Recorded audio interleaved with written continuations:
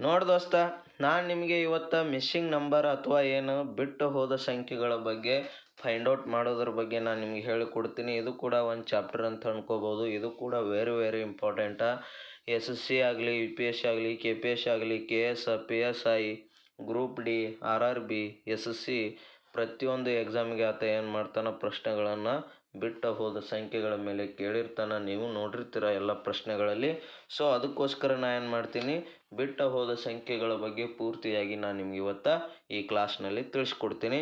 ಅದಕ್ಕೋಸ್ಕರ ನೀವೇನು ಮಾಡಿರಿ, ಇಂಥ ಲೆಕ್ಕಗಳನ್ನು ಅತಿ ಹೆಚ್ಚು ಪ್ರಾಕ್ಟೀಸ್ ಮಾಡಿರಿ. ಇದು ಕೂಡ ನೋಟ್ಸ್ ಮಾಡ್ಕೋರಿ, ನಿಮ್ಗೆ ಈಸಿ ಆಗ್ತದೆ. ಮೆಂಟಲ್ ಅಬಿಲಿಟಿ ಕ್ಲಾಸ ಕಾಣ್ತಾ ಇದೆಯಾ? ಹೌದಾ?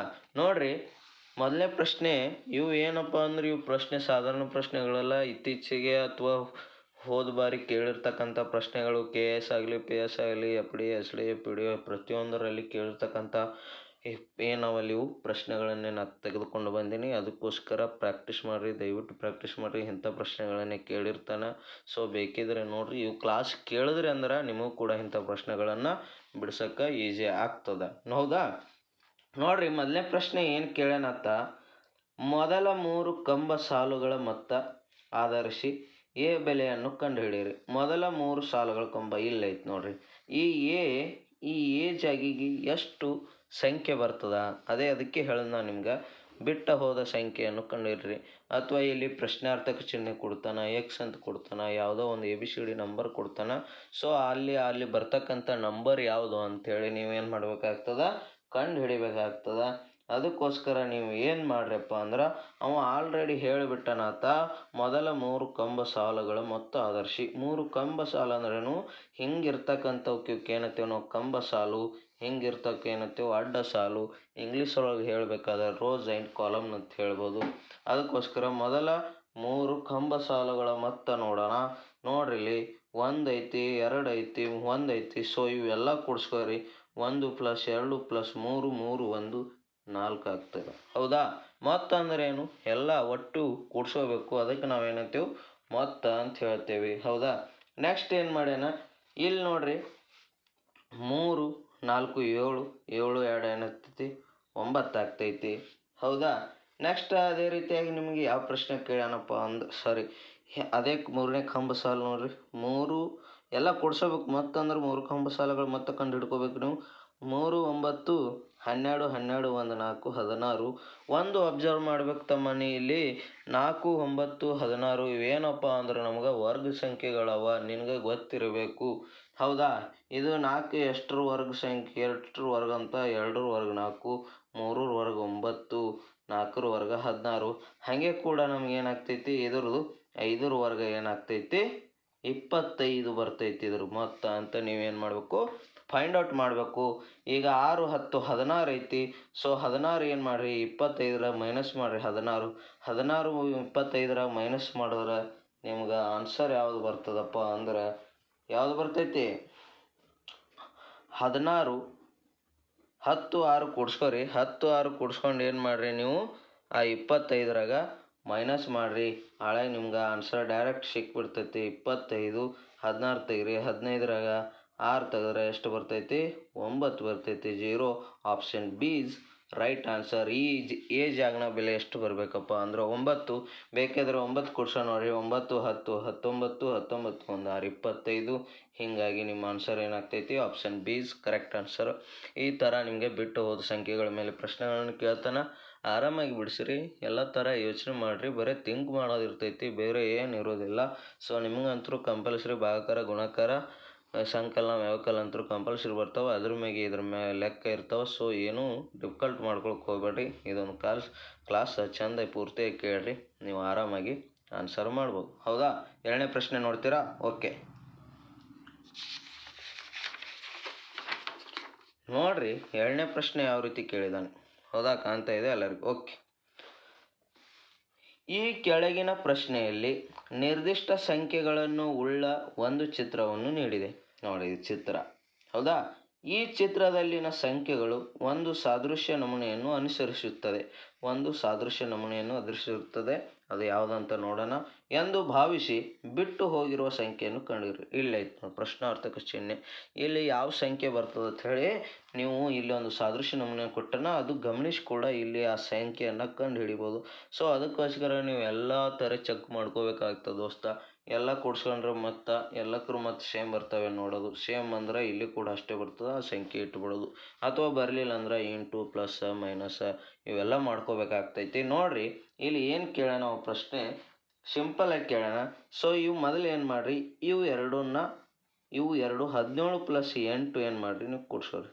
17 ಪ್ಲಸ್ 8 ಎಷ್ಟು ಬರ್ತೈತಪ್ಪ ಅಂದ್ರೆ ನಿಮಗೆ 25 ಬರ್ತೈತೆ, ಹೌದಾ.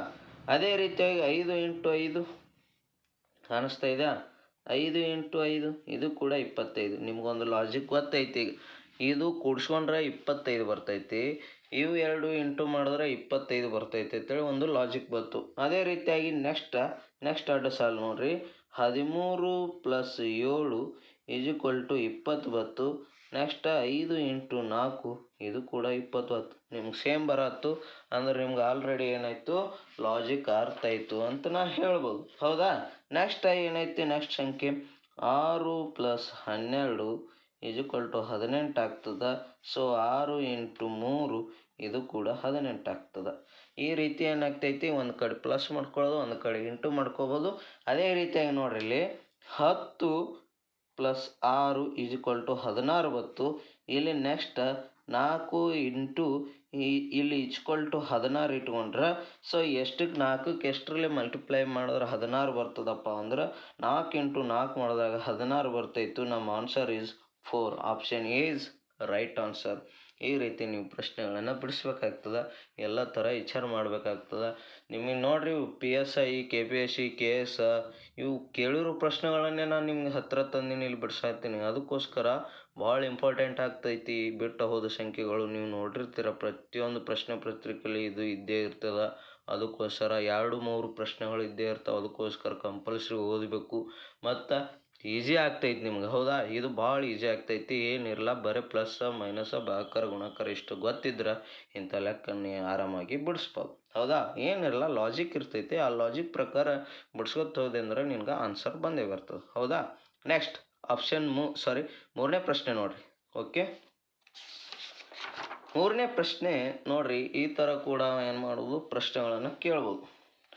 ಈ ಕೋಷ್ಟಕದಲ್ಲಿ ಬಿಟ್ಟು ಹೋಗಿರುವ ಸಂಖ್ಯೆ ಯಾವುದು? ಮೂರನೇ ಪ್ರಶ್ನೆ ಇಲ್ಲಿ ಅದು ಕೋಷ್ಟಕ. ಈ ಕೋಷ್ಟಕದಲ್ಲಿ ಬಿಟ್ಟು ಹೋಗಿರುವ ಸಂಖ್ಯೆ ಯಾವುದು? Option A 30, option B 19, option C 27, option D 13. ಯಾವುದು ಬಿಟ್ಟು ಹೋಗ್ಯದ ಅಂತೇಳಿ ನಾವು ಏನು ಮಾಡಬೇಕು ಗಮನಿಸ್ಕೋಬೇಕು. ಇಲ್ಲಿ 8 6 ಐತಿ, ಇಲ್ಲಿದ್ರೆ 7 ಕೊಟ್ಟಾನ, ಇಲ್ಲಿ 38 ಐತಿ, ಇಲ್ಲಿ 18 ಕೊಟ್ಟಾನ, ಇಲ್ಲಿ ಪ್ರಶ್ನಾರ್ಥ ಕೊಟ್ಟಾನ. ಸೊ ಹೆಂಗೆ ಮಾಡ್ಕೊಂಡ್ರೆ ನಿಮ್ಗೆ ಆನ್ಸರ್ ಬರ್ತದೆ ಅಂತ ಸ್ವಲ್ಪ ಏನು ಮಾಡಬೇಕು ಯೋಚನೆ ಮಾಡಬೇಕು. ಮೊದಲ ಇವು ಎರಡನ್ನು ಕೂಡ್ಸೋಣ. 8 6 ಹೌದಾ, ಕಾಣಿಸ್ತಾ ಇದೆಯಾ. 8 ಪ್ಲಸ್ 6 ಎಷ್ಟು ಆಗ್ತೈತಿ 14.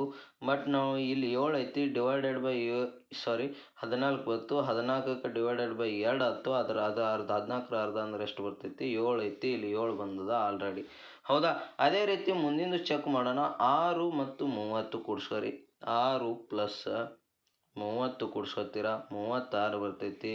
ಸೊ ನಾವು 36 ಅರ್ಧ ಮಾಡಿದ್ರೆ ಅಥವಾ ಡಿವೈಡೆಡ್ ಬೈ 2 ಮಾಡಿದ್ರೆ 18 ಬರ್ತೈತಿ, ಕರೆಕ್ಟ್ ಐತಿ. ಈಗ ನಿಮ್ಗೊಂದು ಲಾಜಿಕ್ ಅರ್ಥ ಆಯಿತು. ಸೊ ಇದೇ ಥರ ಮಾಡ್ಬೇಕಂತಾಯಿತು. 30 ಪ್ಲಸ್ 8 ಕೂಡ್ಸೋಬೇಕು.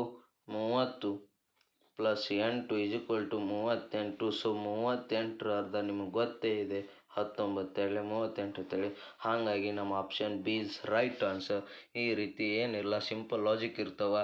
ನೀವು ಅತಿ ಹೆಚ್ಚು ಯೋಚನೆ ಮಾಡಬೇಕಾಗ್ತದೆ. ಥಿಂಕ್ ಮಾಡಿದ್ದೆ ಆದರೆ ನಿಮಗೆ ಇವು ಬಿಟ್ಟು ಹೋದ ಸಂಖ್ಯೆಗಳು ಅಥವಾ ಮಿಸ್ಸಿಂಗ್ ನಂಬರ್ಸನ್ನು ನೀವು ಈಸಿಯಾಗಿ ಫೈಂಡ್ ಔಟ್ ಮಾಡ್ಬೋದು, ಹೌದಾ.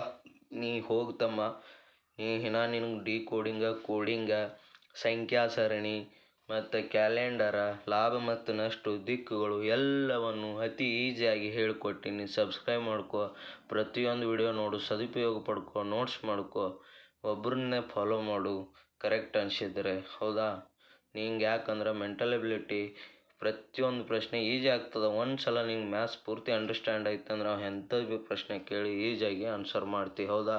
ಯಾಕಂದ್ರೆ ನೀವು ಏನು ಮಾಡಿರ್ತೀರಿ, ಎಲ್ಲರೂ ಭಾಳ ಕನಸು ಕಟ್ಕೊಂಡಿರ್ತೀರಿ, ನಾ ಕೇಂದ್ರದ ಹೊಡಿಬೇಕಂತೇಳಿ. ಸೊ ಕೇಂದ್ರದಾಗ ಜಾಬಿಗೋಸ್ಕರ ಇಂಥವು ಪರೀಕ್ಷೆಗಳಲ್ಲಿ ಏನು ಮಾಡ್ತಾವೆ, ಇಂಥವೇ ಪ್ರಶ್ನೆಗಳನ್ನು ಅತಿ ಹೆಚ್ಚು ಬರ್ತಾವೆ ಮೆಂಟಾಲಿಟಿ ಮೇಲೆ. ಸೊ ನೀವು ಅದಕ್ಕೋಸ್ಕರ ಏನು ಮಾಡ್ಬೇಕಾಗ್ತದೆ, ಪ್ರಾಕ್ಟೀಸ್ ಮಾಡ್ಬೇಕು ಮ್ಯಾಥ್ಸ್ ಯಾವಾಗಲೂ. ಹೌದಾ? ಪ್ರಾಕ್ಟೀಸ್ ಮತ್ತು ಥಿಂಕ್ ಮಾಡಬೇಕು, ಈಜಿಯಾಗಿ ಆನ್ಸರ್ ಮಾಡ್ಬೋದು. ಹೌದಾ? 4ನೇ ಪ್ರಶ್ನೆ ನೋಡಿರಿ. ಓಕೆ, 4ನೇ ಪ್ರಶ್ನೆ, ಈ ಕೋಷ್ಟಕದಲ್ಲಿ ಬಿಟ್ಟು ಹೋದ ಸಂಖ್ಯೆಯನ್ನು ಗುರುತಿಸಿ. ಎಲ್ಲೈತಿ? ಇಲ್ಲೈತಿ ನೋಡಿ ಪ್ರಶ್ನೆ ಅರ್ಥಕ್ಷಣೆ. ಇದು ಯಾವ ಸಂಖ್ಯೆ ಬರಬೇಕು? Option A 62, option B 42, option C 32, option D 24. ಯಾವ ರೀತಿ ಮಾಡ್ತೀರಾ ನೋಡ್ರಿ. ಇಲ್ಲಿ 5, 6, 12 ಐತಿ, 14 ಐತಿ. ಎಲ್ಲ ಕೂಡ್ಸೊಂಡ್ರೆ ಎಷ್ಟು ಆಗ್ತೈತಿ? 5, 6, 11, 11, 4, 15 ಆಗ್ತದೆ. ಬಟ್ ಅಲ್ಲಿ 12 ಐತಿ. ಹಂಗೆ ಕೂಡ ನಿಮ್ಗೆ ಬರಲ್ಲ ಕೂಡ್ಸ್ಕೊಂಡ್ರೆ. ನೆಕ್ಸ್ಟ್ ಏನು ಮಾಡ್ತೀರಿ ನೀವು? ಇದು 4ನೇದು. ಸೊ ಇಲ್ಲಿ ಮಾಡ್ಬೋದು 5 × 6. ಹೌದಾ? 5 × 6, 6 ಅಂದರೆ ಎಷ್ಟು? 5 6 30, 34 120. ಬಟ್ 12ಕ್ಕೆ ನೇರ ಅಲ್ಲತ್ತದ. 120 ಅಂದ್ರೆ ಏನೋ ಲಾಜಿಕ್ ನಿಮ್ಗೆ ಅರ್ಥ ಆಗ್ತೈತಿ. ಸೊ ಒಂದು ಸಲ ಮಾಡಿ ನೋಡೋಣ ಅದು ಕೂಡ. ಹೌದಾ? ಕರೆಕ್ಟ್ ಬರ್ತದೆ. ಇಲ್ಲಿ ನೋಡ್ರಿ, ಇಲ್ಲಿ 1ನೇದು 5 × 6 × 4 ಎಲ್ಲ ಕೂಡ ಎಷ್ಟು ಬಂತು? 120. ಸೊ ನಮ್ಗೆ ಇಲ್ಲಿ 12 ಬೇಕಾಗಿತ್ತಂದ್ರೆ ಇದಕ್ಕೆ ಡಿವೈಡೆಡ್ 10 ಮಾಡ್ಕೋರಿ. 1 0 ಕ್ಯಾನ್ಸಲ್ ಆಗಿ ಎಷ್ಟು ಉಳಿತೈತಿ? ಮತ್ತು 12 ಉಳಿತೈತಿ. ಒಂದು ಲಾಜಿಕ್ ಅರ್ಥ ಆಯಿತು. ಇದು ಕೂಡ ಅದೇ ರೀತಿ ಬರ್ತದೆ ಅಂತ ಚೆಕ್ ಮಾಡ್ಕೊಳ್ಳೋಣ. ಹೌದಾ? ನೋಡಿರಿ, 6 × 7 × 5 = ಎಷ್ಟು ಬರ್ತೈತಿ? 6 7 42, 42 5 ಎಷ್ಟು ಬರ್ತೈತಿ? ಸಾರಿ 21 ಐತಿ. ಇಲ್ಲಿ ಸೆಂಟ್ರ ನಾವು ಸ್ವಲ್ಪ ಎಡೋದೇವು ಅನ್ನಿಸ್ತದ. ಹೌದಾ? ಪ್ರಶ್ನೆಗಳನ್ನು ಅರ್ಥ ಆಗ್ತಾ ಇದೆಯಾ? ಇಲ್ಲೇನು 5 × 6 × 5 6 30, 34 120. ಹೌದಾ? ಇಲ್ಲಿ 21 ಐತಿ. ಬಸ್ಟ್ ನೋಡ್ರಿ, 6 × 7. ಹೌದಾ? 6 7 42, 42 × 5 ಅಂದರೆ ಎಷ್ಟು ಆಗ್ತೈತಿ? ಕರೆಕ್ಟ್ ಐತಿ, 210 ಆಗ್ತೈತಿ. ಬಟ್ ನೀವೇನು ಮಾಡಿರಿ, 10 ಇದು ಮಾಡಿರಿ, 1 0 ಕ್ಯಾನ್ಸಲ್ ಆಗಿ ರಿಮೈನಿಂಗ್ ಮತ್ತು 21 ಬರ್ತೈತಿ. ಹೌದಾ? ಏನು ಕರೆಕ್ಟ್ ಐತಿ ಬಿಡಿಸೋ. ಬಟ್ ಚೆಕ್ ಮಾಡ್ಕೋತಾ ಇರ್ಬೇಕು ಎಲ್ಲಿ ತಪ್ಪಾಗ್ತಿದೇನೋ. ತಪ್ಪಿಲ್ಲ, ಕರೆಕ್ಟ್ ಐತಿ. ನೆಕ್ಸ್ಟ್ ಪ್ರಶ್ನೆ ನೋಡ್ರಿ, ಯಾವುದಪ್ಪ ಅಂದ್ರೆ ನೆಕ್ಸ್ಟ್ ಇಲ್ಲಿ ಹಾಗೆ ಇದೇ ರೀತಿ ಲಾಜಿಕ್ ಗೊತ್ತಾಯಿತು. ಇದೇ ರೀತಿ ಅದು ಕೂಡ ಬಿಡಿಸ್ರಿ. 4 × 8 × 10 ಎಲ್ಲ ಕೂಡಿಸ್ರಿ. 4 8 32, 32 1 10 320 ಆಗ್ತೈತಿ. 320 ಡಿವೈಡೆಡ್ ಬೈ 10 ಮಾಡ್ಕೊಂಡು 1 0 32 ಇತ್ತು. Option C is right answer. ಈ ರೀತಿ ನೀವು ಬಿಟ್ಟು ಹೋದ ಮಿಸ್ಸಿಂಗ್ ನಂಬರ್ಸ್ಗಳನ್ನ ಈಸಿಯಾಗಿ ಫೈಂಡ್ ಔಟ್ ಮಾಡ್ಬೋದು. ಎಲ್ಲ ಇಂಟು ಮಾಡ್ಕೊಳ್ಳೋದು, ಅದಕ್ಕೆ ಏನು ಡಿವೈಡೆಡ್ ಬೈ ಆಗ್ತೈತಿ, ಅದಕ್ಕೆ ಮಧ್ಯದ ಆನ್ಸರ್ ಏನು ಬರ್ತೈತಿ ಅಂತ ನೀವು ಚೆಕ್ ಮಾಡ್ಕೊಂಡ್ರೆ ನಿಮ್ಗೆ ಇಂಥವು ಪ್ರಶ್ನೆಗಳನ್ನು ಬಿಡ್ಸೋಕ್ಕೆ ಸಾಧ್ಯ. ಏನಿರಬೇಕು ಇಲ್ಲಿ? ಥಿಂಕ್ ಇರಬೇಕು. ಮೆಂಟಲ್ ಎಬಿಲಿಟಿ ಅಂದ್ರೆ ಏನು? ಮೆಂಟಲ್ ಸಂಬಂಧಪಟ್ಟಂಗೆ ಇರ್ತದೆ, ಮೆದುಳಿಗೆ ಸಂಬಂಧಪಟ್ಟಂಗೆ ಇರ್ತದೆ. ಸೊ ಅತಿ ವಿಚಾರ ಮಾಡಬೇಕಾಗ್ತೈತಿ. ಹೌದಾ? ನೋಡೋಣ 5ನೇ ಪ್ರಶ್ನೆ. ಓಕೆ, ಕಾಣಿಸ್ತಾ ಇದೆಯಾ? ಕರೆಕ್ಟಾಗಿ. ಓಕೆ, 5ನೇ ಪ್ರಶ್ನೆ ನೋಡ್ರಿ, ಎಷ್ಟು ಚೆನ್ನಾಗಿ ಕೇಳಿದಾನೆ. ಕೆಳಗಿನ ಪ್ರಶ್ನೆಯಲ್ಲಿ ಎಕ್ಸನ ಮೌಲ್ಯವನ್ನು ಕಂಡುಹಿಡಿಯಿರಿ. ಎಕ್ಸನ ಮೌಲ್ಯ ಅಂದರೆ ಎಕ್ಸನ ಬೆಲೆ ಕಂಡುಹಿಡಿಯಿರಿ ಅಂತ ಕೇಳಿ. ಇಲ್ಲಿ ಎಲ್ಲೈತಿ ಎಕ್ಸ? ಇಲ್ಲೈತಿ ನೋಡ್ರಿ ಎಕ್ಸ್. ಇಲ್ಲಿ ಇದರ ಬೆಲೆಯನ್ನು ಕಂಡುಹಿಡಿಯಿರಿ ಅಂದಾನ. ಬಟ್ ಏನೇನು ಕೊಟ್ಟ ನೋಡ್ರಿ, ಇಲ್ಲಿ 93, ಇಲ್ಲಿ 27, 63 3 ಕೊಟ್ಟಾನ. 79, 38, 37 4, 63, 16, 42 ಇಲ್ಲಿ x. Option A x = 5, option B x = 6, option C x = 8, option D x = 9. ನೋಡಿರಿ ಯಾವ ರೀತಿ ಈ ಪ್ರಶ್ನೆಗಳನ್ನು, ಇಂಥ ಪ್ರಶ್ನೆಗಳಿಗೆ ಯಾವ ರೀತಿ ಆನ್ಸರ್ ಮಾಡ್ಬೋದು ಅಂತ.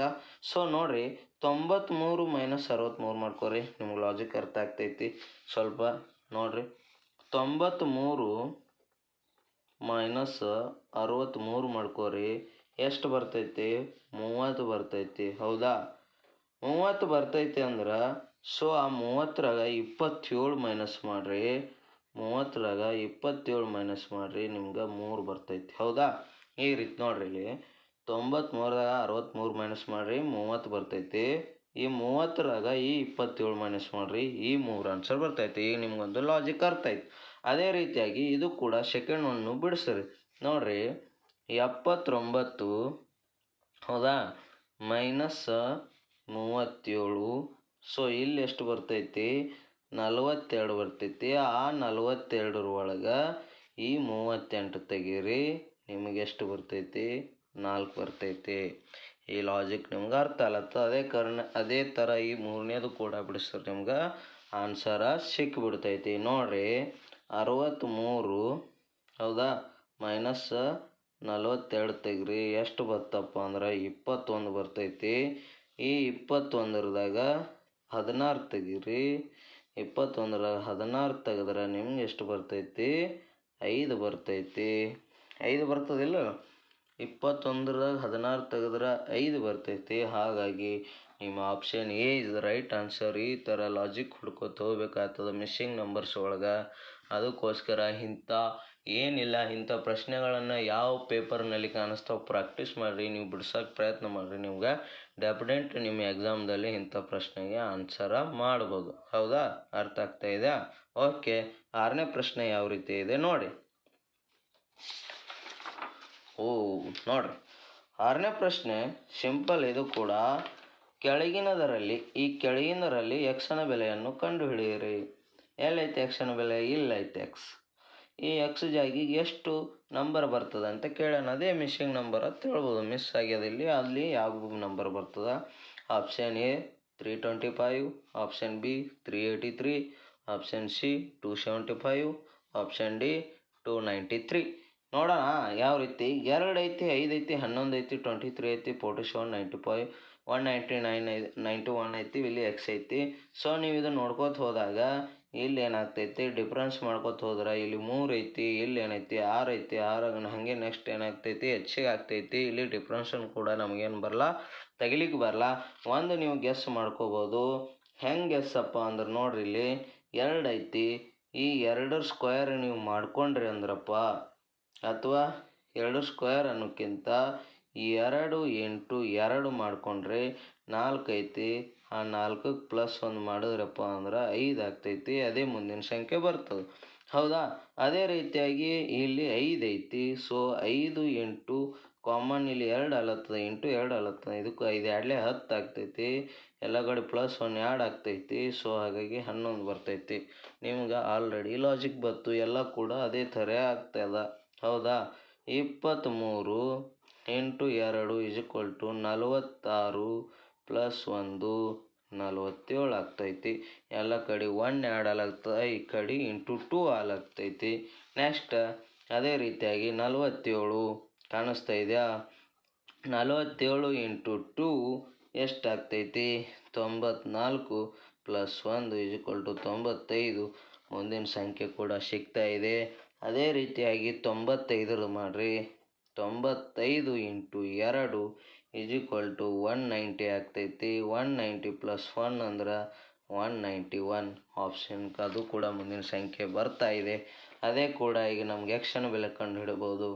191 ಇಂಟು 2 ಈಕ್ವಲ್ ಟು ಎಷ್ಟಾಗ್ತದಪ್ಪ ಅಂದ್ರೆ 382. ಒಂದು ಪ್ಲಸ್ 2 ಆಲತ್ತ, ಪ್ಲಸ್ 1. ಸೊ 383.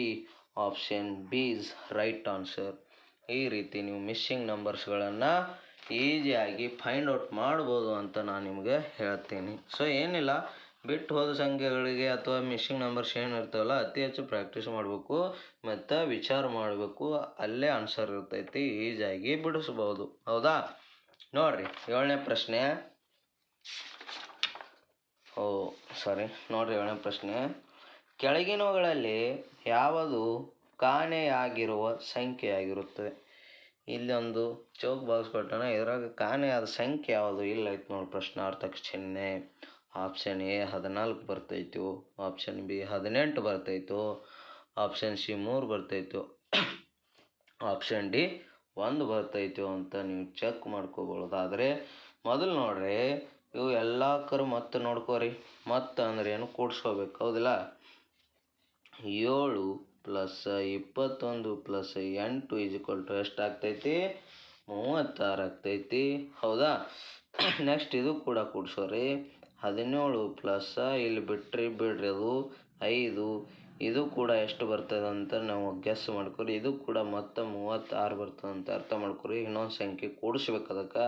ಬಟ್ ನೆಕ್ಸ್ಟ್ ಇದು ಕೂಡ ಮಾಡ್ಕೊರಿ. 12 + 1 + 23 ಇದು ಕೂಡ 36.